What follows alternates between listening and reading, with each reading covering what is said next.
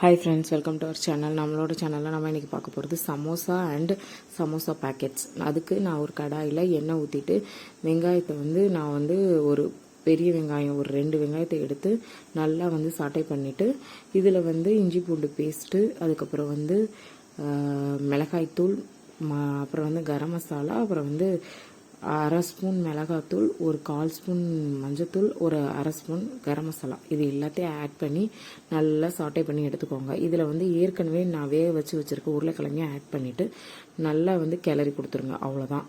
இந்த மசாலாவுக்கு மேலே கொஞ்சம் பச்சை மிளகாயும் மல்லித்தலையும் தூவி இதை தனியாக எடுத்து வச்சுருங்க.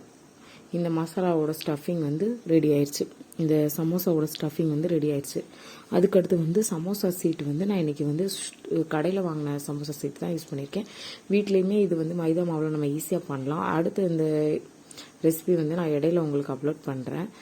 நான் வீடியோ எடுத்துகிட்டு அப்லோட் பண்ணுறேன். இந்த சமோசா சீட் நான் கடையில் தான் வாங்கியிருக்கேன். இந்த மாதிரி இந்த ஃபில்லிங்ஸை தனியாக எடுத்து வச்சுட்டு அதுக்கப்புறமா நம்ம சமோசா எப்படி பண்ணுறோம். சமோசா சீட்டை எடுத்துகிட்டு இந்த மாதிரி எடுத்துகிட்டு நான் வீடியோவில் எப்படி பண்ணியிருக்கணும் அதே மாதிரி பண்ணிக்கோங்க. இந்த மாதிரி முதல்ல ஒரு ட்ரையாங்கிள் ஷேப்பில் மாதிரி ஒரு கட் கொடுத்துட்டு அதுக்கப்புறம் அந்த எட்ஜிலேருந்து இந்த லாஸ்ட்டில் இழுத்து கொடுங்க. கொடுத்தீங்கன்னா உள்ள ஃபில்லிங் வைக்கிறதுக்கு நமக்கு இடம் கிடச்சிரும். இதில் நம்ம என்ன பண்ண போகிறோம்னா கொஞ்சமாக மைதா மாவு தண்ணியில் எடுத்து அதை கரைச்சி வச்சுருக்கோம். ஏன்னா இது பிடிக்கணும், இந்த ஸ்வீட்டில் ஒட்டணும். அப்போ தான் அந்த ஃபில்லிங் வெளியே வராமல் இருக்கும். இந்த சமோசாவை ஃபுல்லாக சீல் பண்ணி எடுக்கிறதுக்காக தான் நம்ம அந்த மைதா மாவு கரைச்சி அதை ஒட்டி இது பண்ணுறோம். அதுக்கப்புறம் நம்ம ஃபில்லிங்கை உள்ளே வச்சுட்டு இந்த மாதிரி எல்லா பக்கமும் ஒன்றா சீல் பண்ணிவிட்டு அதுக்கப்புறம் மைதா மாவு கரைச்சி வச்சுருக்க பேஸ்ட்டையும் ஃபுல்லாக அதில் ஸ்ப்ரெட் பண்ணி விட்டுட்டு நல்லா டைட்டாக அது சீல் பண்ணி எடுத்துருங்க. அப்போ தான் சமோசா பொரிக்கும் போது உள்ளே இருக்க ஃபில்லிங்ஸ் வெளியே வராது. நமக்கு சமோசா நல்லா கிறிஸ்பியாக நல்லா கிடைக்கும். இந்த மாதிரி எல்லா இடத்துலையும் சீல் பண்ணிடுங்க. நல்லா டைட்டாக போட்டு இழுத்து சீல் பண்ணிட்டு இந்த மாதிரி எல்லா சமோசாவையும் ரெடி பண்ணி வச்சுட்டு அதுக்கப்புறமா எண்ணெயில் பொரிச்சு எடுத்துருங்க. அதுக்கப்புறம் நான் என்ன பண்ண போகிறேன்னா இந்த பேக்கெட்ஸு சமோசா பேக்கெட்ஸ் எப்படி ரெடி பண்ணுறேன்னு காமிக்கிறேன். அதுக்கு நான் 2 சமோசா சீட்டு எடுத்து கிராஸாக வச்சுருக்கேன்.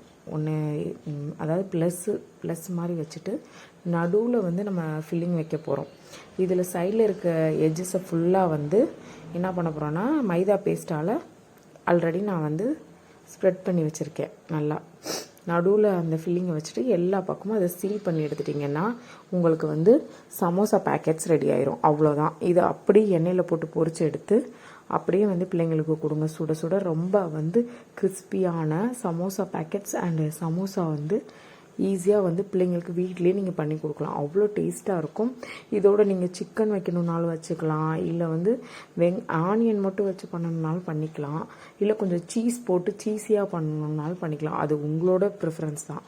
இந்த மாதிரி எல்லாத்தையும் பொரித்து நல்லா கோல்டன் ப்ரௌன் ஆகிற வரையும் பொரிச்சிட்டு இதை சர்வ் பண்ணுங்கள்.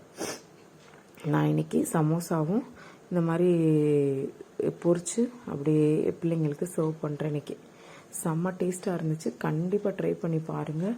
ட்ரை பண்ணி பார்த்துட்டு நீங்கள் உங்களோட ஃபீட்பேக்கை எனக்கு கமெண்ட்ஸில் சொல்லுங்கள். என்னோட சேனலில் போடுற வீடியோஸ் பிடிச்சிருந்துச்சுன்னா ஷேர் பண்ணுங்கள், சப்ஸ்கிரைப் பண்ணுங்கள், ஃபாலோ பண்ணுங்கள். என்னோட சேனலை ஃபாலோ பண்ணிவிட்டு தேங்க்யூ.